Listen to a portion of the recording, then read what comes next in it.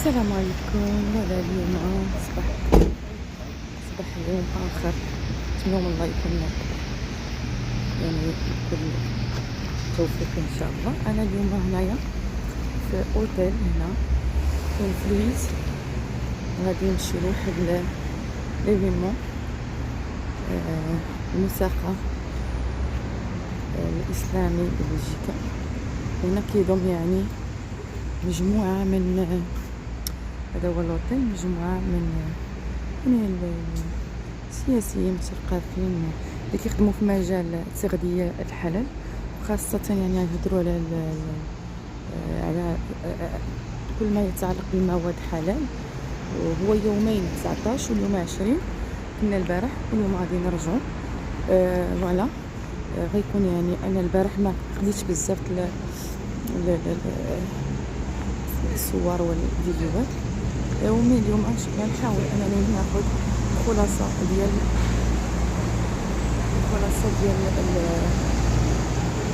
ليفينمون ان شاء الله.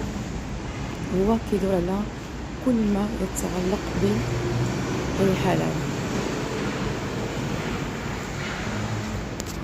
احنا دابا داخلين لوتيل. فوالا هنا تكون ميرسي الله يحفظك. فوالا هنا القاعة ديال لوتيل اللي غيكون فيها ليفينمون. فوالا السلام عليكم استاذ حموشي. عليكم السلام. تقدر تقول لنا اليوم شنو كاين هنايا؟ اليوم من البارح حنا هنايا دايرين شي حاجه على بتاع القضيه نتاع الحلال.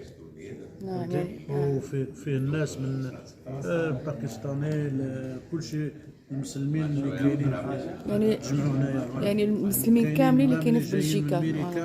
الامريكان هما موجودين هنايا حاضرين هنا. يعني كاينين ناس اخرين جايين من دول اخرى على اساس تجمع ديال المسلمين. شكرا لك استاذ. والله السلام عليكم.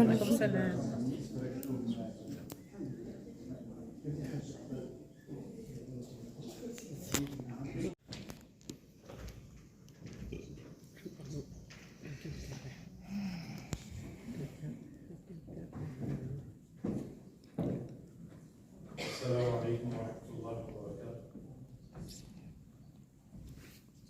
I am Imam Adnan Firoz, working as a religious advisor at HFC.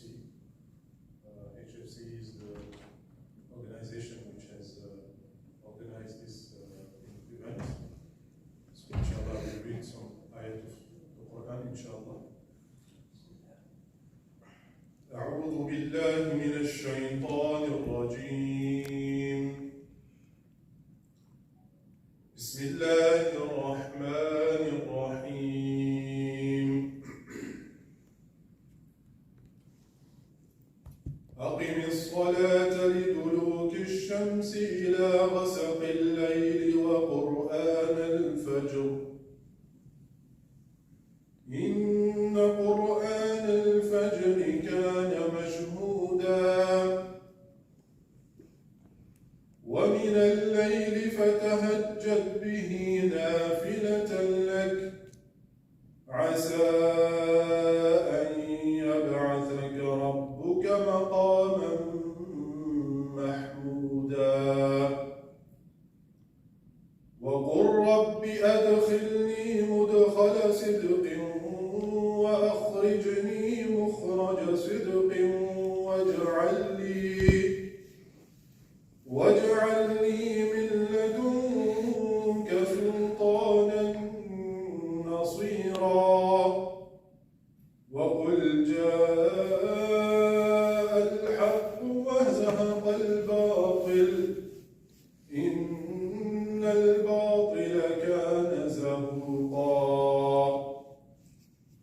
وقل جاء الحق وزهق الباطل إن الباطل كان زهوقا وننزل من القرآن ما هو شفاء ورحمة وننزل من القرآن ما هو شفاء ورحمة ورحمة للمؤمنين ولا يزيد الظالمين إلا خسارا. وإذا أنعمنا على الإنسان أعرض ونأى بجانبه وإذا مسه الشر كان يئوسا. قل كل يعمل على شاكلته فربكم أعلم بمن هو أهدى سبيلا. صدق الله العظيم.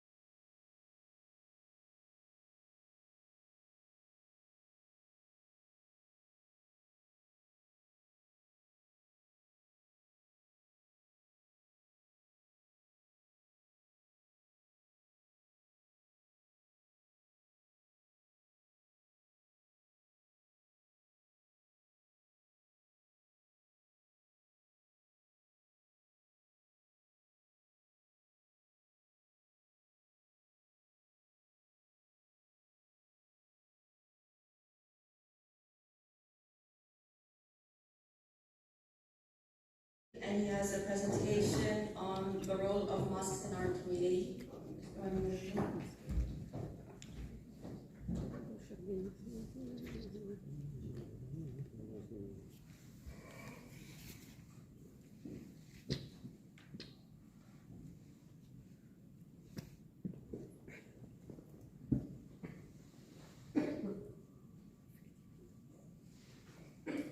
بسم الله الرحمن الرحيم.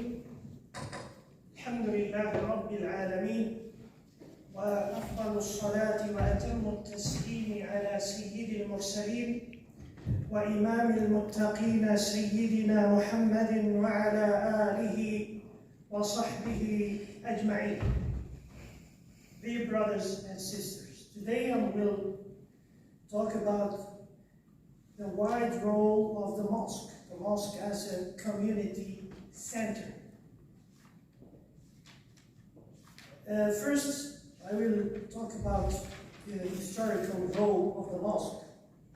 The mosque has continuously played an active role in the guidance of the Muslim community,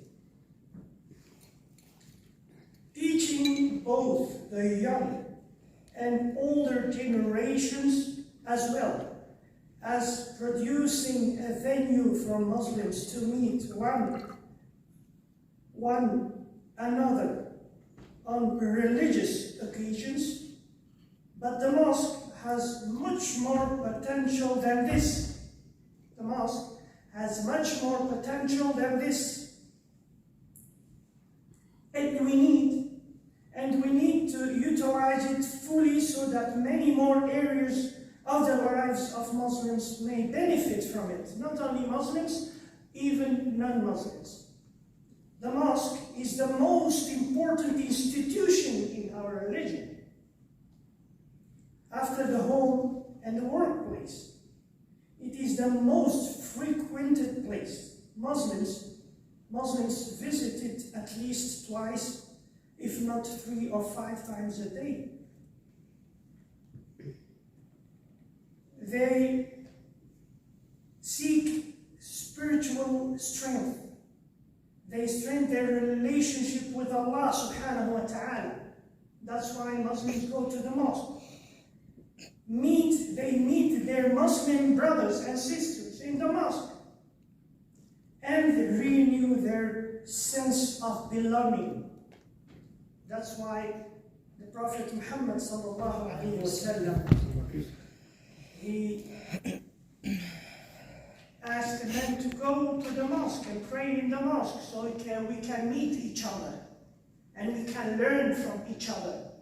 Mosque plays a very important role. Places of worship have been known since the time of history of humankind was first recorded. This is a confirmation of the fact that humans have been created religiously. They had to satisfy their religious craving to establish a relationship with their Creator. The humans built temples, the shrine, the synagogue, the church, and the mosque for that purpose.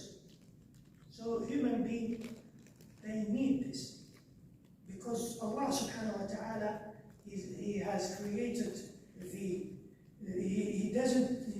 didn't just create it as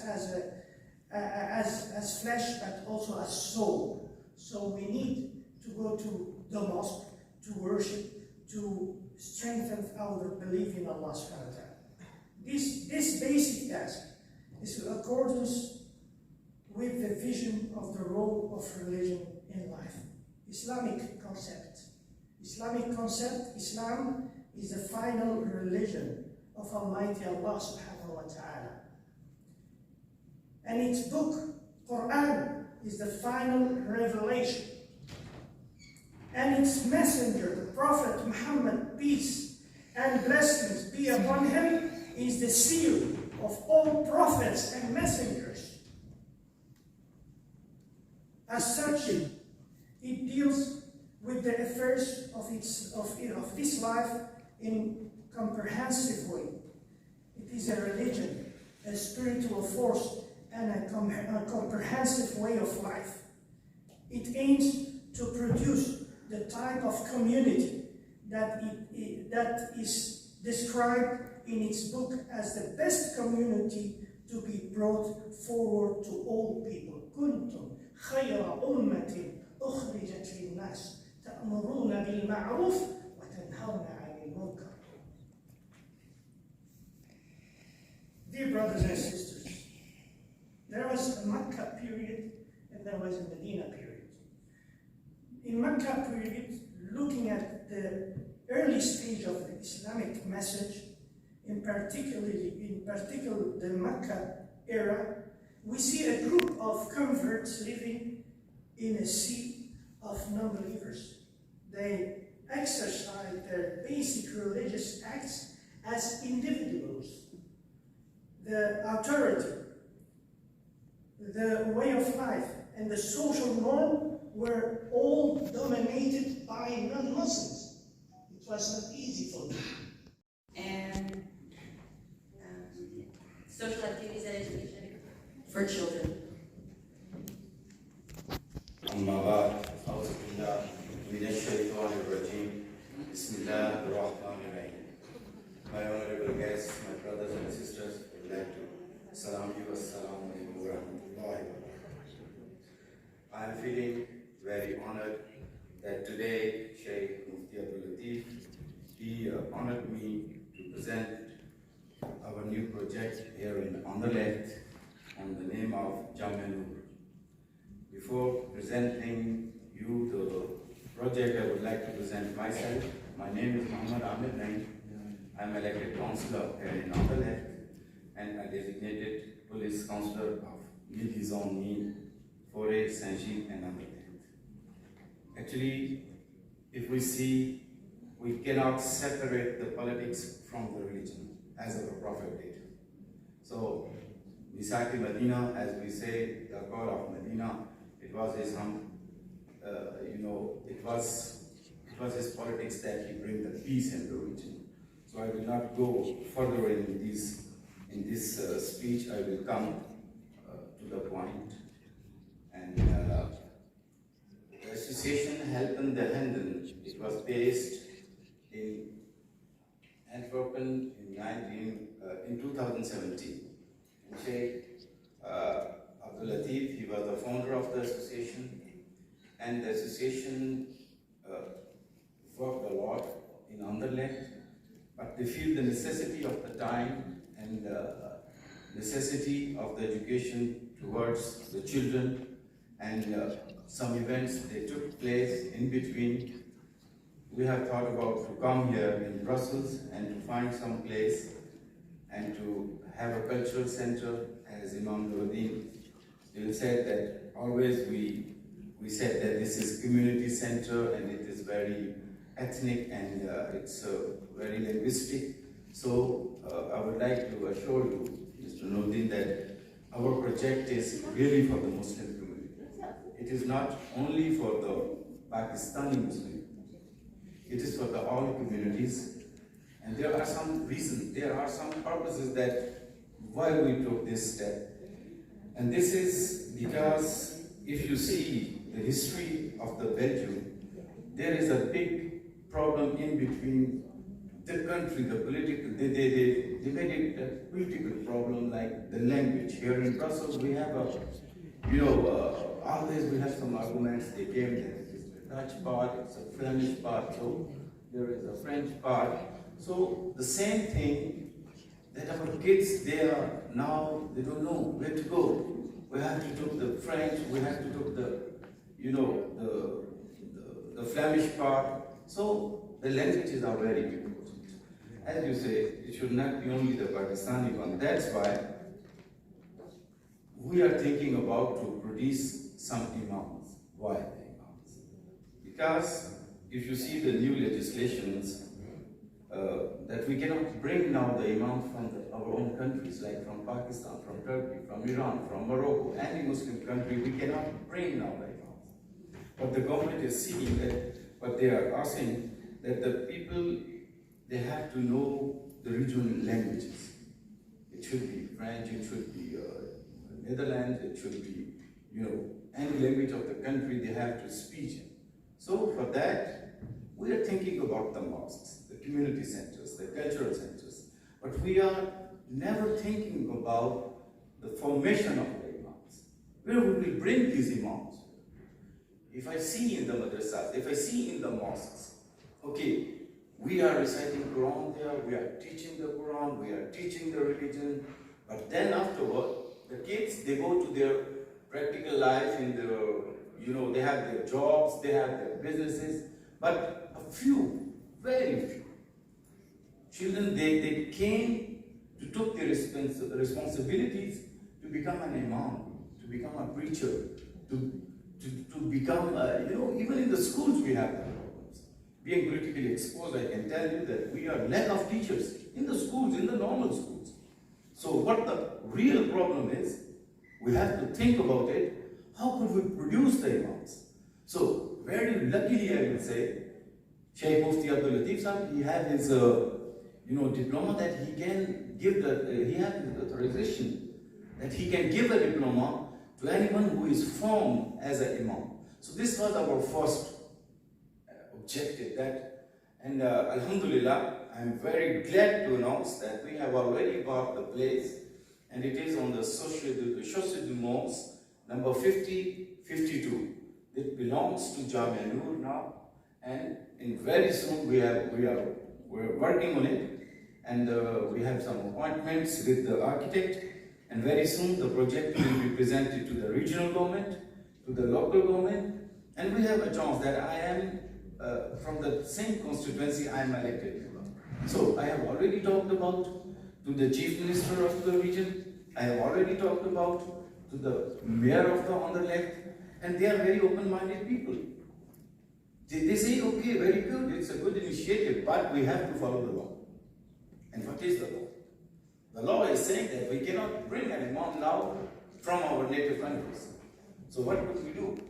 We have to have the imams there. The last 3.5 years, and I'm also working as a researcher at migration policy in Brussels. And I will be today reflecting to you my quick intervention aims to underline the importance of anti-discrimination in ensuring freedom of belief, but including access to halal. And just to give you some context, I'll be speaking as a member of the Muslim community living in Europe and aware of the difficulties. دابا ديري لهم واحد الكاس كافي.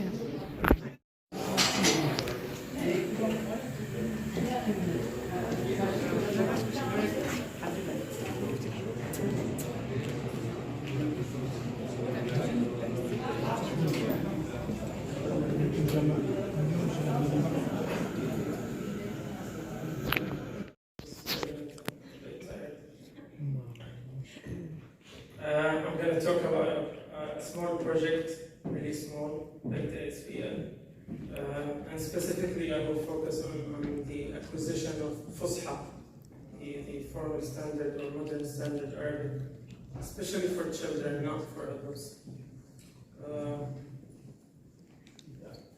I start with this verse from Surah At-Tawbah. Say, Allah will see your actions, and He will, and His messenger, and the believers, then you will be returned to the knower of secrets and generations, and He will inform you of what you used to do.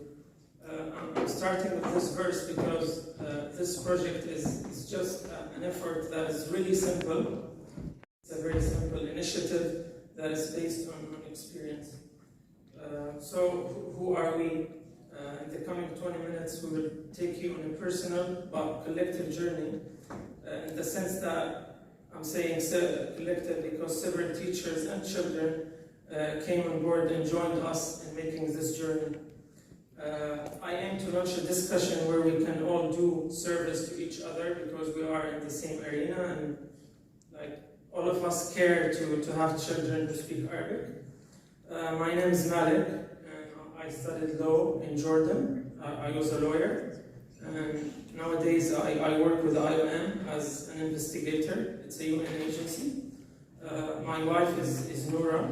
Noura studied since she was a kid in French-speaking schools in Cairo, and her mother also was a French teacher. She later studied journalism, and she has been in Brussels since 2007. Okay. Bait started in 2017. It was created out of a need, a personal need, with Noura in her private life to have a safe space for her two daughters. In September 2018, like 1 year ahead of that event, by coincidence, I met Noura in a Scrabble night, and she told me about the project, and then we started cooperating, and yeah, later on, like, we are now having a baby, so things developed. So this is a history, a very simple history of Bait. Sorry, no, I'm not going to use this.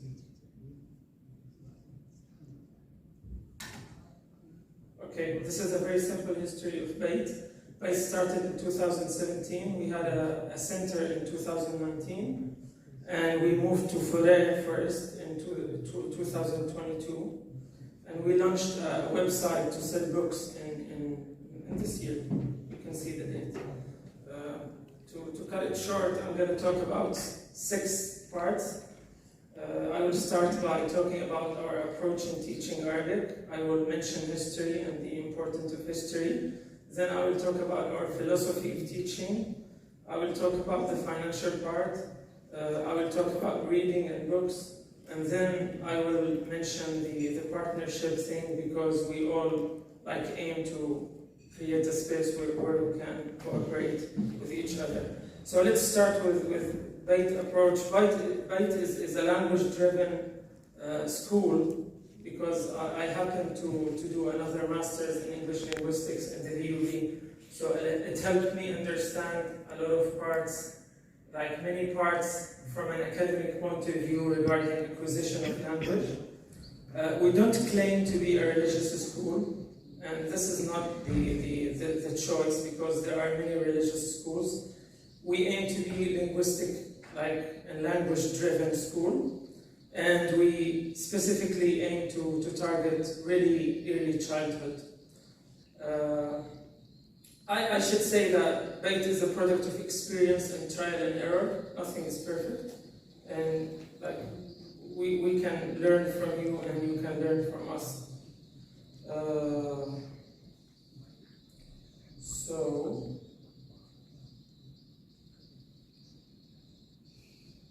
I'm going to move into history. I just want to say that every family has an individual history, and also the society has a history. And history helps us understand everything about the situation that we are dealing with.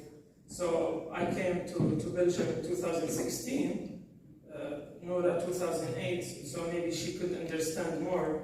But in the beginning, I was puzzled why there are many Moroccans, but they actually don't speak Arabic. So what's wrong there? So I delved into history a bit, and I understood that those people came decades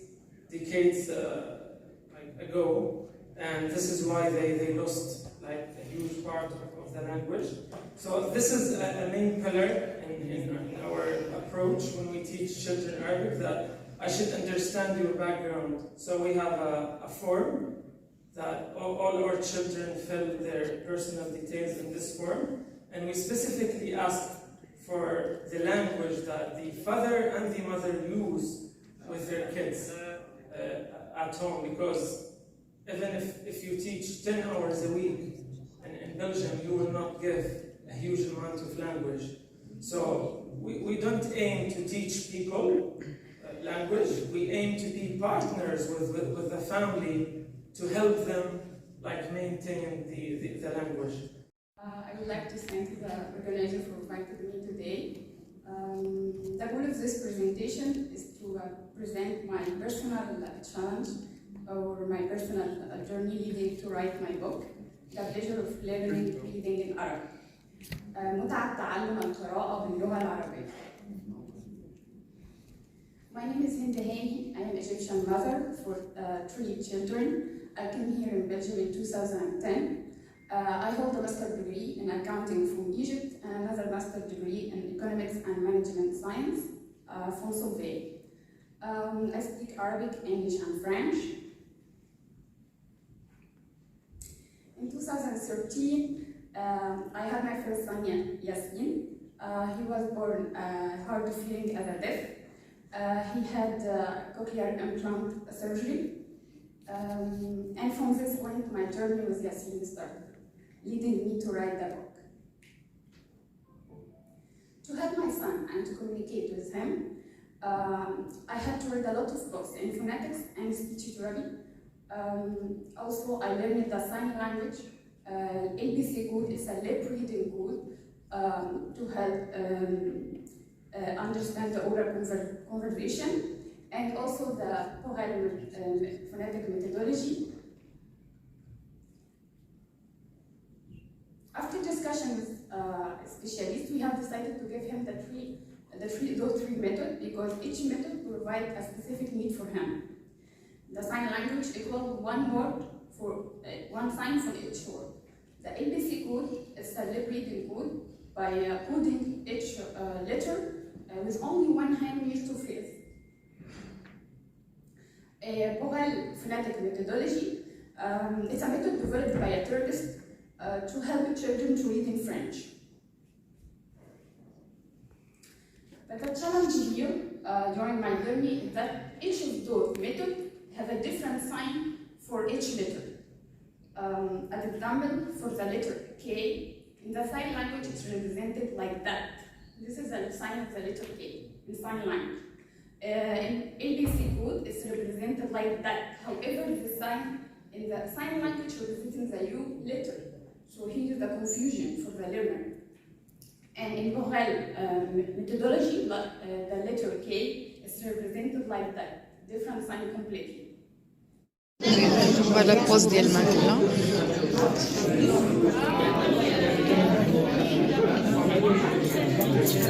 Bah, ça vient de chez nous, hein. Tout vient.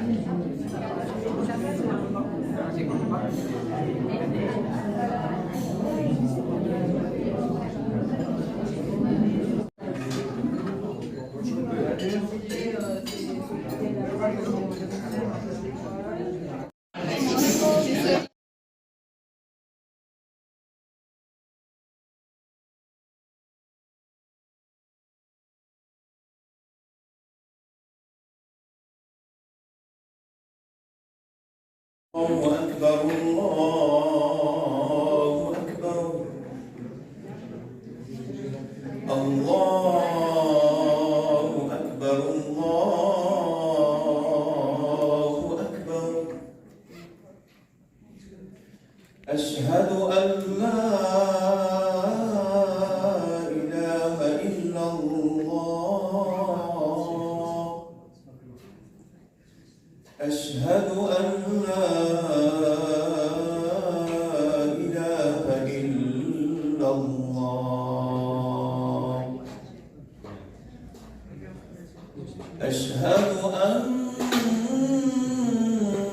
محمدًا رسول الله أشهد أن محمدًا رسول الله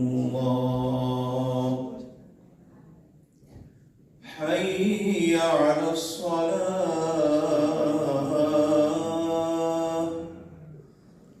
حي على الصلاة حي على الفلاح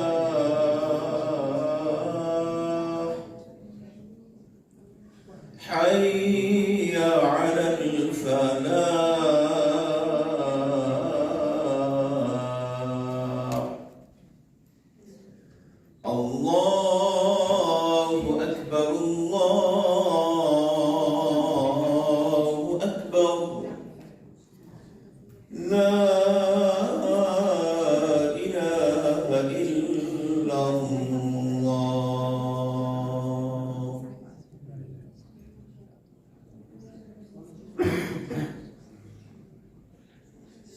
شاء الله تفضلوا.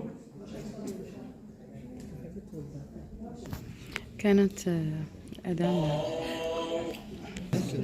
كان أذان صلاة الظهر بالفندق اللي كاين في بروكسل في لويس، يعني لأننا هنايا في واحد الملتقى ديال كل ما يتعلق بحلال، وتم رفع الأذان داخل الفندق ما شاء الله.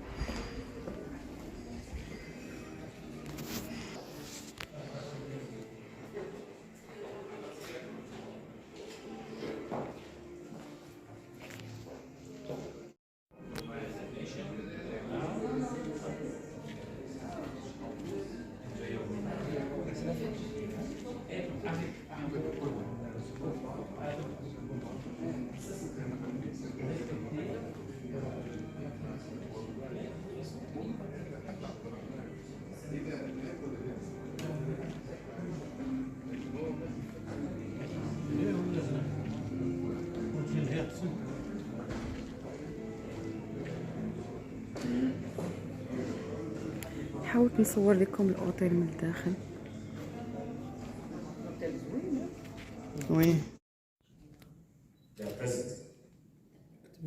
People are, they can come. But they will believe as well that they are out there. They are out there, they would like to be here as well. And I wish all the best and success that comes with it in the future.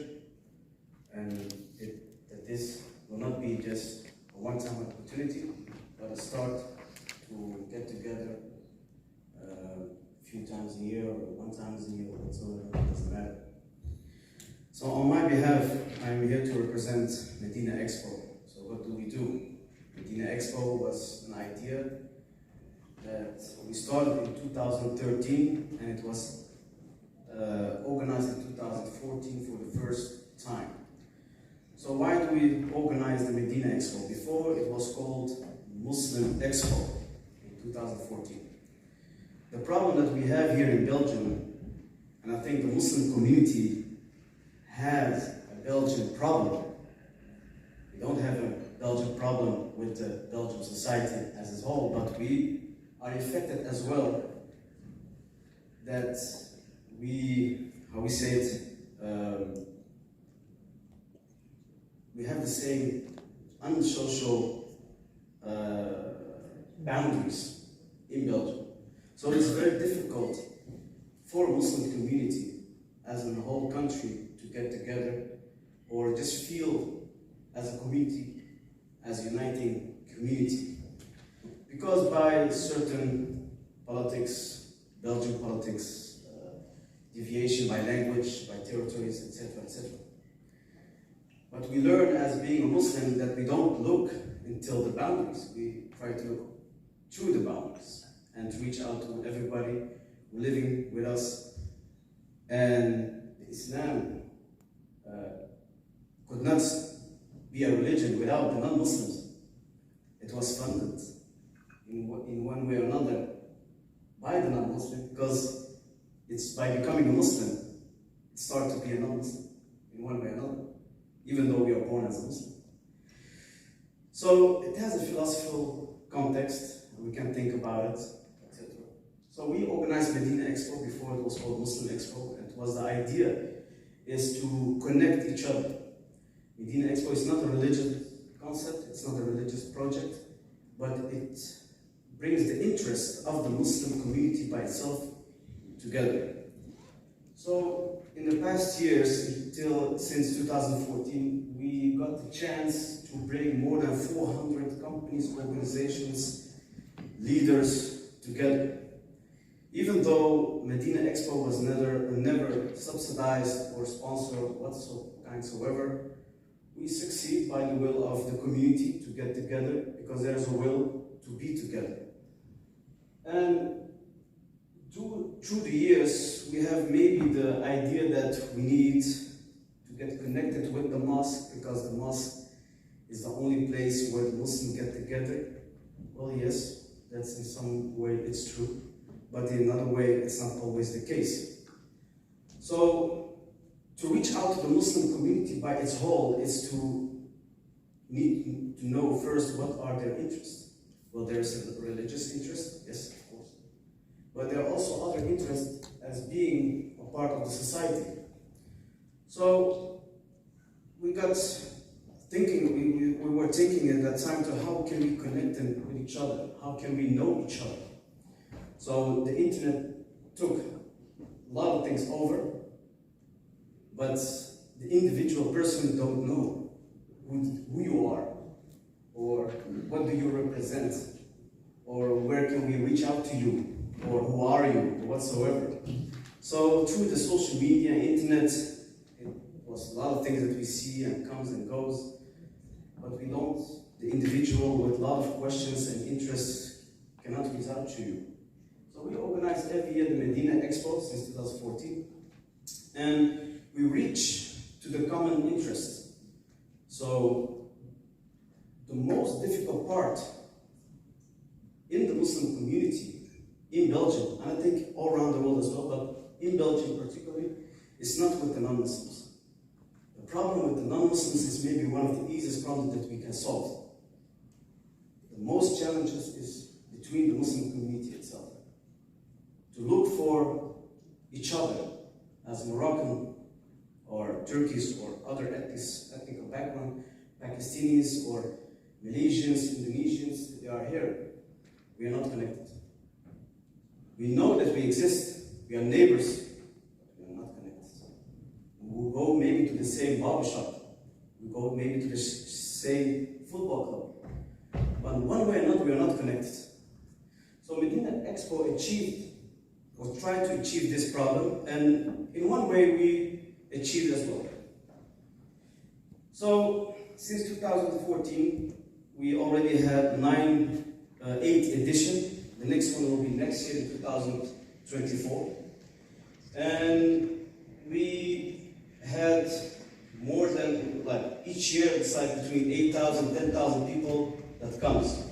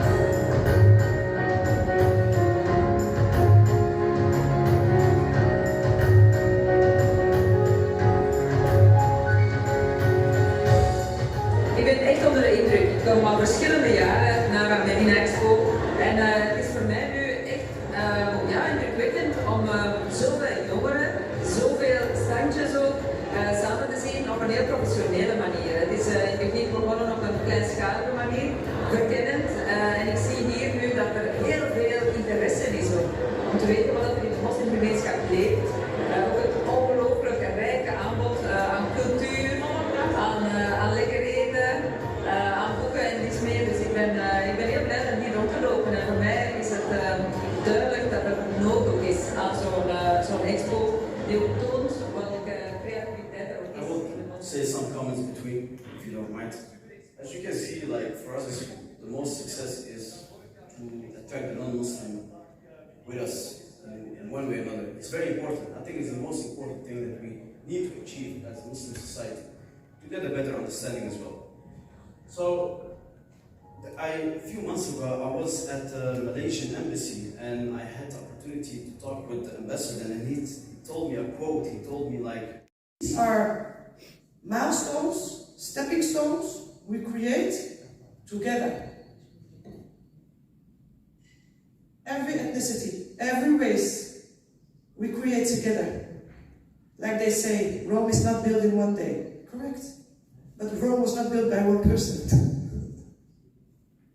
So, when you think about what are the plans for the future for the Islamic community in Belgium, it's starting to sit and work together.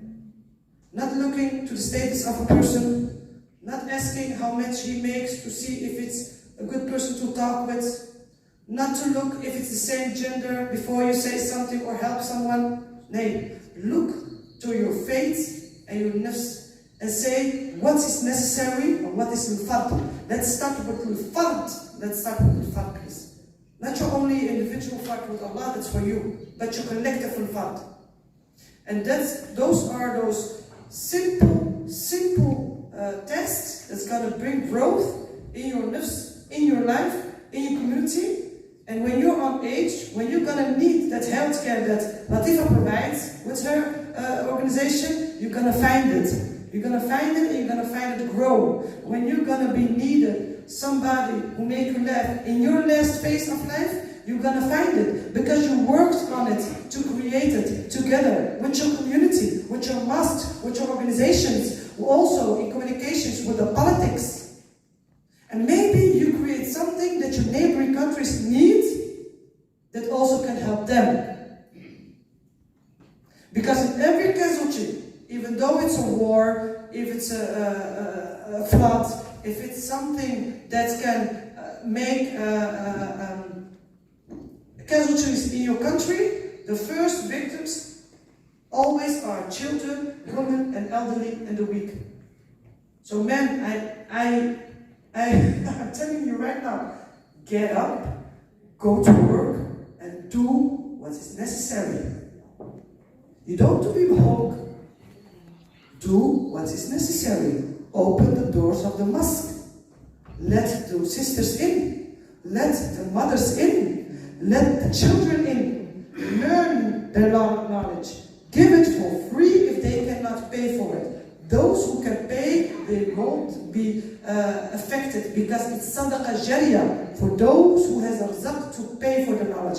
But those who cannot pay, give them knowledge for free. How come it's that this day and age we have to pay to learn to wash the dead? It's a fard kifayah. How? Let's understand. How is it that we have to pay to learn to wash our dead?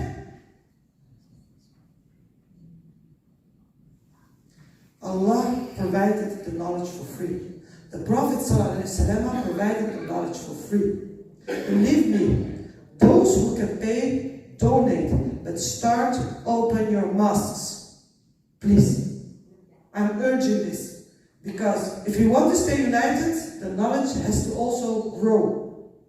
If you want to stay united, how can you want unity with the rahmah if you don't even give the knowledge to provide the akhlaq to the next generations? I'm just telling you the facts and what's in practice. We are not gonna blame shaming here. We want innovative ideas to see how we can unite and grow as a community. Learn from the mistakes and the mishaps and start as new and together.